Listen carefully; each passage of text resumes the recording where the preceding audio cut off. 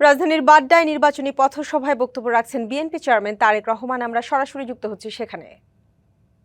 প্রিয় ভাই বোনেরা, 1991 সালে এই এলাকা থেকে দেশনেত্রী খালেদা জিয়া নির্বাচন করেছিলেন। তখন অনেকগুলো এই এলাকার অনেকগুলো জায়গা ছিল না তখন, কিন্তু আস্তে আস্তে এগুলো ডেভেলপ হয়েছে। কিন্তু সেই সময় কিন্তু আমি বাড্ডা, ভাটারা এই সব এলাকায় কিন্তু আমি গিয়েছিলাম। অনেক মানুষ আছেন, হ্যাঁ, বেড়াইত সেই বেড়াইত তো 3 মাইল হেঁটে গিয়েছিলাম তখন। সেই সময় বাড়িতে কিন্তু যাবার রাস্তা ছিল না, কোনো সাইকেল যেত না।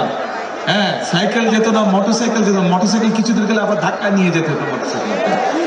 হাইটে প্রায় 3-3.5 মাইল রাস্তা হেঁটে আমি গিয়েছিলাম বেড়াইতে। তো এখন প্রিয় ভাই বোনেরা, 91 সালে দেশনেত্রী খালেদা জিয়া নির্বাচন করেছিলেন। নির্বাচনের সময় জনগণের দাবি ছিল এই বেড়াইতে রাস্তা। নির্বাচনের সময় মানুষের দাবি ছিল ওই যে একর করা জমির যে সমস্যা ছিল সেই সমস্যার সমাধান। পরবর্তীতে 91 সালে খালেদা জিয়া যখন দেশের দায়িত্ব পেলেন, আপনারা ধানের শীষকে খালেদা জিয়াকে নির্বাচিত করলেন।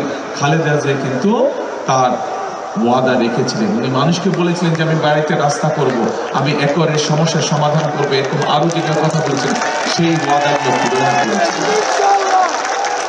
প্রিয় ভাই বোনেরা, সেজন্যই আমি আজকে বলছি যে 12 তারিখে শুধু যে ভোট দিতে হবে, ভোট দিলেই শুধু হবে না, সঠিক ব্যক্তিকে ভোট দিতে হবে। সঠিক ব্যক্তিকে আমাদেরকে বুঝতে হবে কারা মানুষের বিপদের সময় তার পাশে থাকে। আমাদের বুঝতে হবে কোন দল বিপদে আপদে মানুষের পাশে থাকে এবং কোন রাজনৈতিক দলের দেশ পরিচালনা করার অভিজ্ঞতা আছে, এটিও আমাদেরকে যাচাই বাছাই করতে হবে। প্রিয় ভাই বোনেরা, এই মুহূর্তে বাংলাদেশে যতগুলো রাজনৈতিক দল আছে, একমাত্র বিএনপি সেই রাজনৈতিক দল যার দেশ পরিচালনা করার অভিজ্ঞতা আছে। এই মুহূর্তে বিএনপি একমাত্র রাজনৈতিক দল যার দেশ পরিচালনা করার মতন পরিকল্পনা আছে এবং কর্মসূচি আছে। গত 2 দিন আগে আপনারা দেখেছেন যে বিএনপি সমগ্র দেশের সামনে, জাতির সামনে তাদের ম্যানিফেস্টো উপস্থাপন করেছে। সেখানে আমরা বলেছি যে আমরা ইনশাল্লাহ 12 তারিখে নির্বাচনে ধানের শীষ বিজয়ী হলে 13 তারিখে বিএনপি সরকার গঠন করলে আমরা কিভাবে আমাদের জনসংখ্যার যে অর্ধেক নারী, সেই নারীদেরকে আমরা স্বাবলম্বী করে গড়ে তুলতে চাই গ্রামগঞ্জে সব জায়গায়। সেই নারীদের জন্য আমরা সরকারের পক্ষ থেকে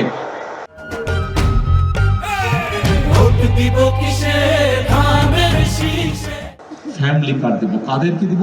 আমরা সব মাদেরকে দেব, সব গৃহিণীদেরকে দেব। কিন্তু প্রথমে আমরা শুরু করব যারা খেতে খাওয়া প্রান্তিক নারী, যারা প্রান্তিক গৃহিণী যারা, তাদেরকে আমরা দিব এই ফ্যামিলি কার্ডে। এবং এই ফ্যামিলি কার্ড দেওয়ার মাধ্যমে আমরা সরকারের পক্ষ থেকে তাদেরকে, মায়েদের কাছে, গৃহিণীদের কাছে আমরা একটি মিনিমাম একটি সাহায্য পৌঁছাবো, সহযোগিতা পৌঁছাবো, যাতে করে আস্তে আস্তে আমাদের এই মায়েরা, আমাদের এই পরিবারগুলো স্বাবলম্বী হয়ে গড়ে উঠতে পারে। প্রিয় ভাই বোনেরা, শুধু মা বোনদেরকে যে আমরা স্বাবলম্বী করতে চাই তা না, তার পাশাপাশি আমরা সারা বাংলাদেশে, আমরা সকলেই জানি বাংলাদেশের প্রধান পেশা হচ্ছে কৃষি। আমাদের প্রত্যেকের আত্মীয় স্বজন, পরিবারের সদস্য কেউ না কেউ গ্রামে গঞ্জে বিভিন্ন ভাবে কোনো না কোনো ভাবে কৃষির সাথে সম্পর্কিত, কৃষি কাজের সাথে সম্পর্কিত। আমরা সেই কৃষক ভাইদের পাশে দাঁড়াতে চাই। কৃষক ভাইদেরকে আমরা সরাসরি ডাইরেক্টলি আমরা তাদেরকে বিভিন্ন সুবিধা দিতে চাই সরকারের পক্ষ থেকে। তাদের বীজের সুবিধা বলেন, সারের সুবিধা বলেন, কীটনাশকের সুবিধা বলেন। এবং এই জন্য আমরা সরকারের পক্ষ থেকে মায়েদের কাছে যেরকম আমরা ফ্যামিলি কার্ড পৌঁছাতে চাই, ঠিক একইভাবে কৃষক ভাইদের কাছে আমরা কৃষি কার্ড পৌঁছে দিতে চাই।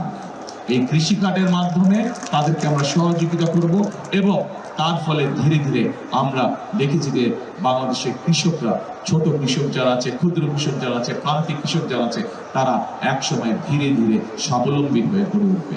প্রিয় ভাই বোনেরা, সমস্যা বহু। বিগত 16 বছর শুধু মেগা প্রজেক্ট হয়েছে, সাথে মেগা দুর্নীতি হয়েছে। প্রতি বছর $16 বিলিয়ন দেশ থেকে পাচার করে দেওয়া হয়েছে এইসব উন্নয়নের নাম করে।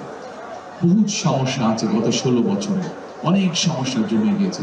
প্রিয় ভাই বোনের, একটি বিশাল সমস্যা আছে। কি সেই সমস্যা? সেই সমস্যা হচ্ছে আমাদের দেশে প্রায় 4-4.5 কোটির মতো তরুণ সদস্য আছে, যুবক আছে। এই তরুণদের, এই যুবকদের বহু জনেরই কোন রকম কর্মসংস্থান নেই, বেকার হয়ে তারা পড়ে আছে। এটি যেমন এই এলাকার সমস্যা, এটি যেমন ঢাকা মহানগরীর সমস্যা, এটি সমগ্র বাংলাদেশের সমস্যা।